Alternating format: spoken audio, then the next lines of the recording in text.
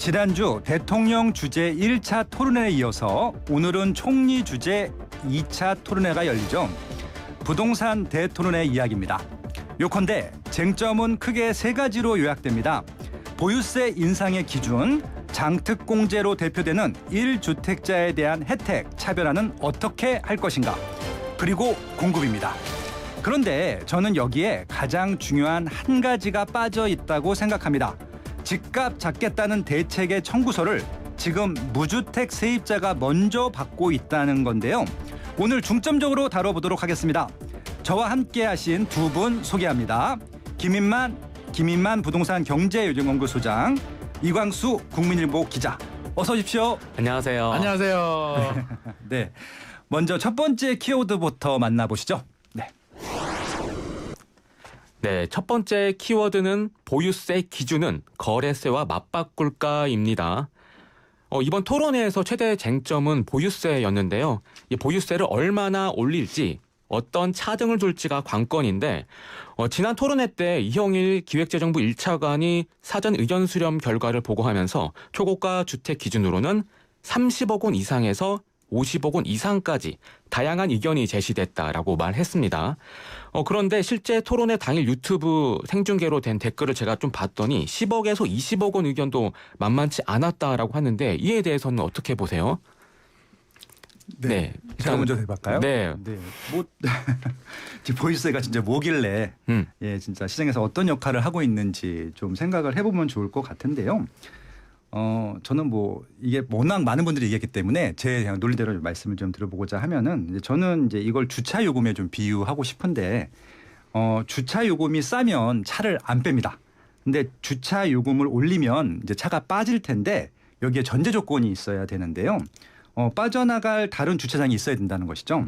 근데 이제 대체 주차장이 없으면 차를 빼는 것이 아니라 그 요금을 손님한테 넘기게 될 것이다. 그게 바로 임대료 정가일 텐데, 보유세는 집값을 잡는 세금이 아니라 그냥 집을 오래 들고 있는 값을 매기는 세금이라는 것들을 좀 알아주셨으면 좋겠는데, 그것도 좀 빠진 좀 내용들이 아니었나, 그런 생각이 들기도 합니다. 김의원 선생님은 어떻게 생각하십니까? 저요? 네. 저는 이런 게 의견을 수렴한다는 것 자체가 불만입니다. 왜냐하면 10억, 20억 의견 또 많이 나왔다고 했는데요. 사실 우리는 내 문제가 아니면 관심이 없잖아요. 뭐 10억이면 어떻고 20억이면 어때? 어차피 나하고 관계가 없는데. 그러면 자기 생각을 이렇게 올리는 건데, 이제 세금이라는 걸 내는 당사자의 의견이 중요하거든요. 이 당사자가 충분히 합당하다고 느끼게 되면, 뭐 우리도 다 세금 내고 있잖아요. 재산세도 내고 내는데 이게 불합리하다고 생각하는 순간 여러 가지 방법을 사용을 합니다. 뭐 세입자한테 당장 전가를 하게 되는데, 제 주변에 봐도 뭐 10년 동안 임대를 안 올리는 분들 꽤 많이 있었거든요. 최근에 만나보면 다 올리겠답니다. 다 월세로 바꾸고 올리겠다고 합니다. 그러면 결과적으로 우리 이제 대주제인 전월세 시장이, 이제 세입자들은 집주인이 세금 폭탄을 맞고 올리겠다라고 하는데, 너는 세금 맞고 올리지 마세요라고 할 수 있겠습니까? 결국에는 월세도 올라가고 전세도 올라가는데, 주차장 얘기를 했습니다만 차 뺄 데가 없으면 그냥 눌러 앉습니다. 주차장 빼서 어디 가겠습니까? 지금 집이라는 게, 지금 집 하나, 뭐 1주택자들이 이제 대부분 집 가진 사람들이 85%인데요. 그럼 1주택자들이 팔아서 다시 똑같은 집을 살 수 있겠습니까? 세금 무서워서 대출도 안 나오는데, 결국에는 올릴 수밖에는 없고 그 부담을 세입자한테 전가하는 게 99% 지금 상식이 되고 있기 때문에, 저는 그냥 세입자는 뺨 2대 맞는다. 집주인이 한 대 맞고. 그러면 결국 이건 누구를 위한 증세인가에 대한 그 화두로 저는 다시 던지고 싶습니다. 네. 그리고 이제 보유세를 올리게 되면은 이제 거래세를 낮춰야 되는 게 일반적인 방법들이잖아요. 그게 우리 얘기잖아요. 네. 네. 근데 이제 보유세는 올리는 것이 거의 명확 관화해졌는데, 거래세를 낮추겠다는 얘기는 지금 전혀 언급이 되고 있지 않아서 어떻게 될 것 같으세요? 거래세는 이제 저도 놀랐는데요. 얼마 전에 토론을 했는데, 양도세는 거래세가 아니랍니다. 그냥 소득세. 그러니까 네. 소득이 발생하면 내는 세금이어서 그거는 거래세가 아니라 별개로 봐야 취득세가 된다. 거래세다. 그래서 취득세는 뭐 생애 최초나 청년들에 대해서 소폭 약간 조정을 해줄 수는 있는데, 그럼 밸런스가 맞아야 되잖아요. 나는 세부담이 이렇게 늘어나는데 나중에 취득세 좀 조정해 준다고? 나는 집을 나중에 팔아야 되는데. 그래서 저는 양도세를 건드려 줘야 된다고 생각하고요. 적어도 내는 보유세에 대해서 필요경비, 양도세 필요경비 정도는 인정을 해줘야, 내가 미리 미실현 이익에 대한 과세를 세금을 냈으나 나중에 양도세 남은 차익에 대해서 이거만큼은 공제하고 나머지 세금을 내겠구나 정도 하면 저는 조세 저항이 많이 줄어들 것 같은데 이번 세제 개편안에는 안 나올 것 같습니다. 네, 아무래도 과세 범위가 늘어날 수밖에 없는데 참고하시라고 제가 데이터 하나 소개해드리겠습니다. 부동산 R124에 따르면 지난 10일 기준으로 서울 아파트 가운데 시세 50억 원 초과 주택은 29,969가구로 전체 2%에 그치는데요. 이 반면 이 기준을 30억 원으로 낮출 경우에는 대상은 약 5만 가구 수준으로 확대돼서 이제 과세 범위가 큰 폭으로 늘어나는 것으로 지금 이제 전망이 되고 있습니다. 또 과세 관련해서 좀 기준에 관련해서 좀 제가 질문을 드리고 싶은데요. 이 과표 기준으로 50억 원 이상이면 강남, 서초, 용산, 송파 등 4개 구가 전체 50억 원 초과 아파트의 95.4%를 차지한다고 해요. 30억 원 이상이면 영등포, 양천, 송동, 광진구 등 이른바 이 한강벨트로 확대된다라고 하는데 이에 대해서도 이렇게 전망할 수 있을까요? 이렇게 한강벨트로 쭉 이렇게 과세 대상이 확대가 된다. 이렇게 봐도 괜찮을까요? 김 교수님 네. 한 어느 정도 이상? 이게 과세 기준이라는 게 공시가격을 말하는 거죠. 그렇죠. 공시가격 30억이잖아요. 네. 그러면 이제 시세로 한 2억 정도, 42억 정도. 42억 정도 되고 한강벨트로 이제 전선이 확대되는데 뭐 참고로 저하고는 별 관계가 없는데 아마 이렇게 하면 저는 가장 깜짝 놀랄 분들이 여당 더불어민주당 의원님들일 것 같습니다. 전선이 확대되고 한강벨트가 무너지게 되면 2028년 총선이 이제 불안해질 수도 있는데 이번 세제 개편안이 내년 12월에 고지서 나오잖아요. 재산세는 7월 9월, 12월 내년 하반기 되면 연타석으로 이제 뺨을 맞습니다. 7월에 한 대 맞고 9월에 한 대 맞고 12월에는 몽둥이로 맞습니다. 4개월 후에 국회의원 선거가 나오는데 그 뺨 맞고 몽둥이 맞은 유권자들이 서울에 꽤 많이 있을 텐데 이번에 비거주 1주택자도 건드린다고 하잖아요. 네. 전선이 확대되는데 무사하겠습니까? 그렇게 본다면 이번 세제 개편안이 정부 안은 저는 충분히 나올 수 있다고 생각합니다. 공시가격 30억, 뭐 비거주 1주택자 나올 수 있는데 그게 결국에는 소득세법 개정안을 그 국회에서 처리를 해줘야 되는데 이 과정이 저는 굉장히 만만하지 않겠다. 야당이 협조해 줄 리가 없고요. 왜냐하면 야당하고 같이 들고 들어와서 야 우리 같이 했어라고 하면 매를 덜 맞는데 야당이 바보 아닌 이상 야당이 협조하려나? 근데 저는 아마 이게 없잖아요. 아마 트럼프식 협상 방법인 것 같아요. 아 트럼프씨. 예, 그러니까 좀 세게 얘기를 한 다음에 네. 예, 저쪽에서 좀 완화안을 줄 거잖아요. 그래서 중간에 평균으로 그러니까 예를 들어서 지금 30억을 얘기하면은 야당에서는 한 50억 이상 해야 된다. 네. 그럼 40억 정도로 이제 합의 볼 것 공시가격 같다는 40억. 그런 충분히 예 그런 방법이 아닐까. 트럼프가 잘 쓰는 방법 중에 하나잖아요. 와, 그래서 좀 이게 SNS도 트럼프가 많이 하는데 토론회도 그렇고 트럼프한테 벤치마킹을 뭔가 많이 비슷한 하는 그런 게 있습니다. 예. 진짜로 전쟁을 안 해야 될 텐데. 그래서 지난주에 그 토론회 하기 전에 대통령님이 지난 국민회의에서 발언을 했었는데 30억으로 하면 우린 큰일 난다라고 한 번 말씀하셨잖아요. 네. 뭐 밀란이 난다, 폭동이 난다 그런 말씀하셨었거든요. 그래서 아마 이게 사인이었던 것 같아요. 우리는 30억 더 던질 테니까 저쪽에서 얼마 나오는지 한번 봐라. 50억 나오겠죠. 그럼 중간 40억. 네네. 공시가격 40억이면 한 50억 이상 되니까 예, 그래서 조세 저항은 많이 줄어들겠네요. 그러니까 50억 이상이면은 아마 전체 구성비를 따지면 1% 미만이거든요. 그렇죠. 나머지 99%는 찬성하지 않을까라고 하는 것들을 기대하지 않았을까라는 생각이 듭니다. 뭐 충분히 일리가 있습니다. 네, 그러면 이제 아마 야당에서도 어느 정도 합의를 해주지 않을까. 그 정도는 합의가 되겠죠? 네. 그럴 것 같습니다. 예, 정치 공학적으로다가 그렇게 결정이 될 수도 있다. 좀 이런 네. 생각이 드네요. 그리고 아까 이제 거래세 말씀을 드렸는데 보유세를 올리려고 하면 거래세 부분들을 낮춰야 되는데 이렇게 보유세를 올리는 만큼 거래세는 낮춰야 된다. 이런 측면에서 이제 아까 좀 말씀해 주셨었잖아요. 네.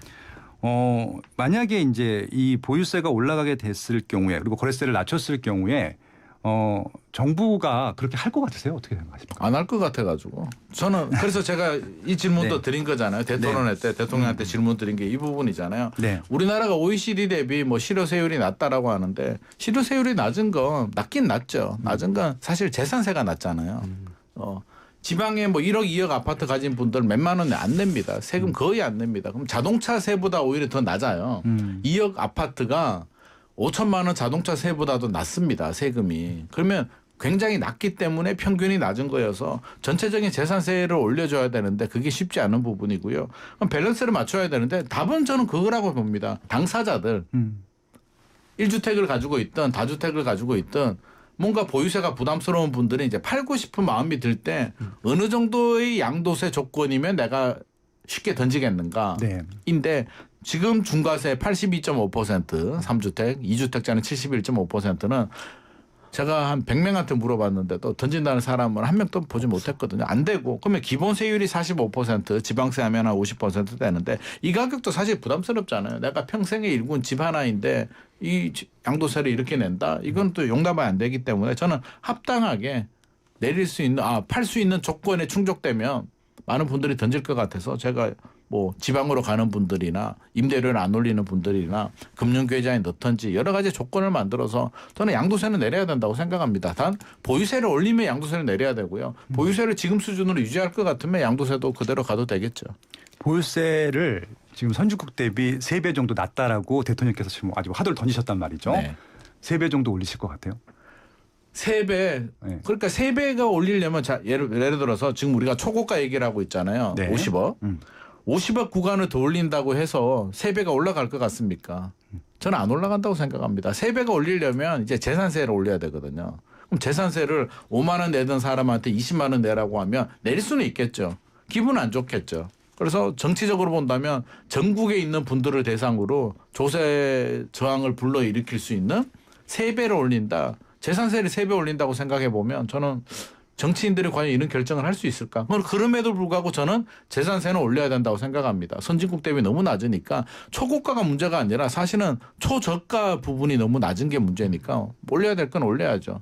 네, 할 수 있을까 모르겠습니다. 그러니까 일반인들이 이걸 일 못하실 텐데 보유세하고 재산세랑 종부세를 헷갈려 하시는 분들이 많은데 재산세는 집이 있으면 다 내는 거고요. 그렇죠. 예, 이거의 실효세율이 지금 뭐 0.2에서 0.4밖에 안 되니까 선진국이 1% 전후라서 3배가 안 된다는 그런 얘기들인 겁니다. 그런데 네네. 이제 이번 정부에서 올리겠다라고 하는 것은 재산세가 아니라 종부세죠.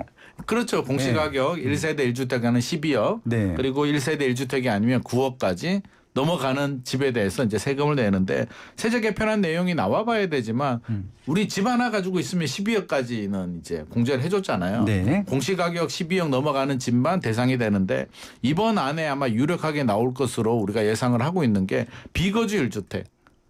전세 주고 있는 집. 집 하나 있는데 나 인천에 전세 살고 나는 서울에 전세 끼고 집이 있어. 그런 분들은 12억이 아니라 9억으로 내릴 가능성이 상당히 높다라고 지금 얘기가 나오고 있습니다. 그러니까 중과하는 주택들의 개수를 늘리겠다고 하는 것들이고 그건 종부세로 그렇죠. 걷어들이겠다고 하는 건데 그러니까 재산세가 아닌 것이죠. 네. 그래서 이제 비거주 1주택 얘기는 이제 2부에 나눠둘 예정이니까 그때 좀 집중적으로 얘기하도록 하시고요. 저도 의견을 좀 보태고 싶은 것들은 저도 김인만 소장님 의견에 100% 동감을 하는데 보유세를 올릴 거면은 재산세를 보편적으로 올리는 게 맞을 것 같고요. 그건 네. 낮은 게 확실하니까.